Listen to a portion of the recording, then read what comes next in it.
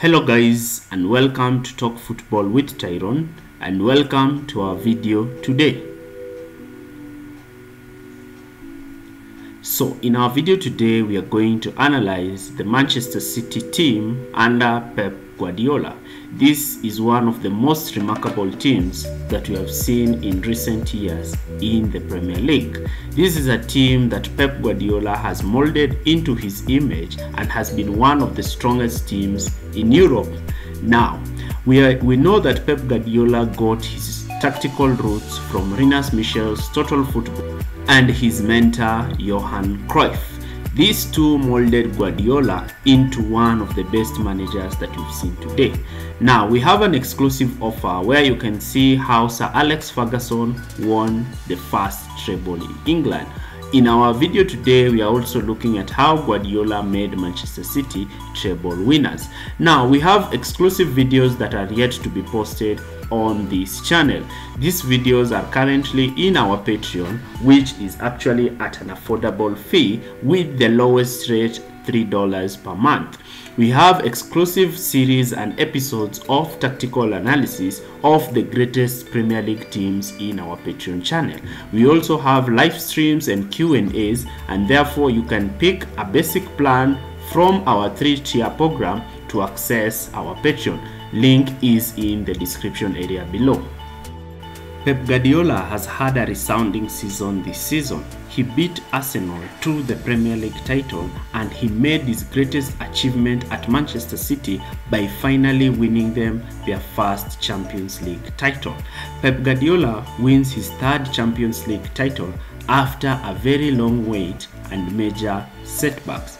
This time, Guardiola has done it, winning the treble and doing the three-peat. But before we continue, I'd like you to like, share, and subscribe to this channel.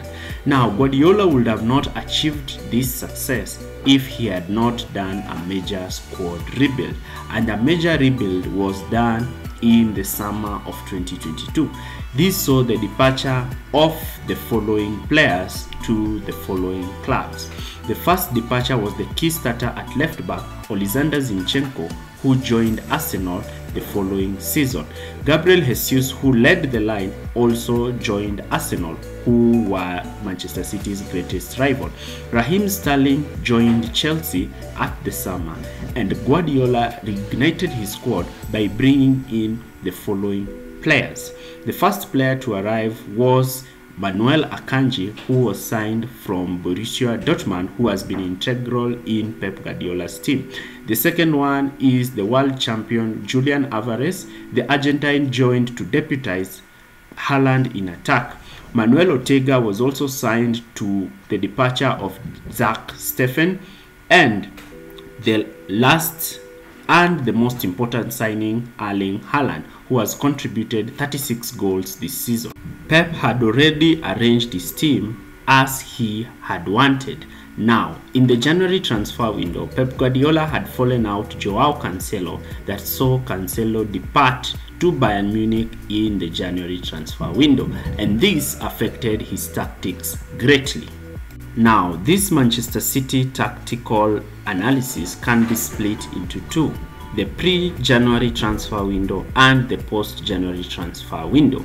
And we start with the first one, which is the first leg. And Manchester City lined up in their usual 4-3-3 formation, but in this case, Joao Cancelo was a key integral part in Manchester City's build-up.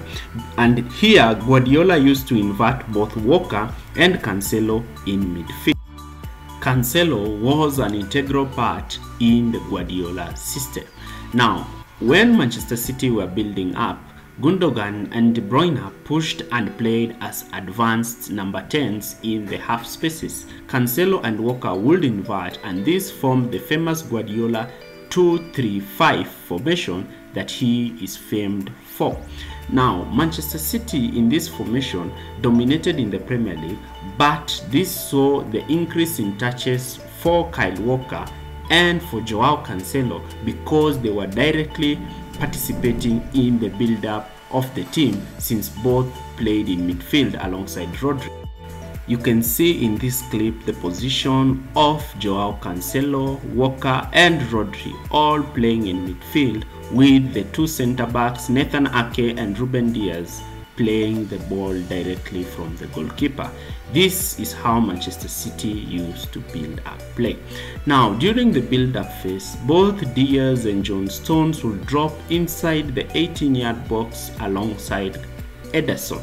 And when teams tried to press Manchester City high, we know that Ederson has a long-range passing to pick runners in behind or play the ball to Haaland. So most teams decided to sit off and allow Ederson to play the ball to John Stones before they would start to press. But Stones would play the ball back to Ederson, and this triggered one of Guardiola's deadliest moves, whereby Joao Cancelo would be tucking in from left back to play in midfield alongside Rodri, and this would force the opposition winger to track him back, and therefore Gundogan will play wide to receive the ball and create a 2v1 situation together with Phil Foden or Jack Grealish in the wide areas against the opposition fullback, where they will easily progress with the ball high up the field and create goal scoring chances. And that position of Walker and Cancelo in midfield makes the opposition to play narrow, creating spaces in the wide areas. Now, most teams tried to employ a piston press to cover Rodrigo, but this enabled Stones or a centre-back to pick the runs of Erling Haaland. Because Haaland has an incredible acceleration, this forced most opposition defenses to sit off, and therefore this left gaps for De Bruyne to receive the ball.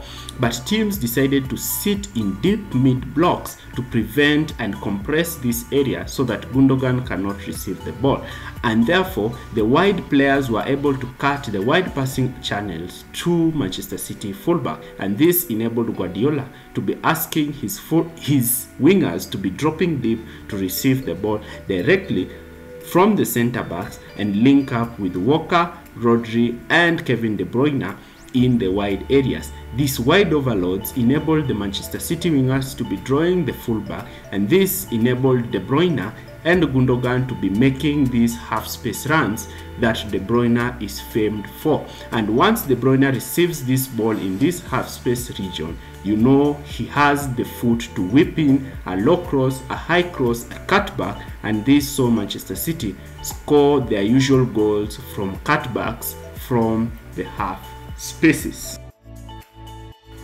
In the previous season, Manchester City had enjoyed a lot of wins and possession and creativity down the left hand flank, and this was aided with Joao Cancelo playing as the left back position. Joao Cancelo, being a right footer playing in the left back area, was able to invert in midfield and play alongside Rodri. In some instances, he would link up with Phil Foden down the left hand channel and Ilkay Gundogan to make crosses from out to in. This link-up play between Phil Foden, Joao Cancelo and Gundogan created a lot of havoc for teams down the left-hand flank. Cancelo could either overlap, and this forced Foden to cut in with his left foot. Alternatively, Cancelo could also underlap and make runs down the channel, and this created all sorts of confusion for the opposition fullback, and this resulted by most teams shifting across to limit Manchester City's ball progression down the left-hand channel, and this aided Manchester City to be able to switch the play to the far side winger, likely Riyad Mahrez, who would play a first-time ball for De Bruyne, making the run in the half spaces. You can see how Manchester City build their play by their forwards dropping deep to receive the ball directly from the center backs and create gaps in defense areas. The one key thing you can see is the narrow fullback position created by Kyle Walker and Joao Cancelo. This has forced the entire West Ham team to play in the middle and therefore creating space in the wide channels where Jack Grealish can drop and receive the ball. Another key facet of Manchester City that we know is their flat four pressing strategy, and this central overload created by Manchester City and play.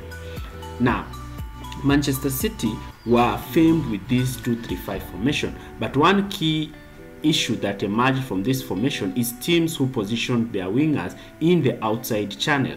Despite the pace of Kyle Walker, he was not able to cover these wide areas, and this saw Manchester City concede a goal in these instances. One such chance was during the match against Newcastle that saw them draw 3-3, and this saw Manchester City lagging 8 points behind Arsenal in the January transfer window. But what did Guardiola do?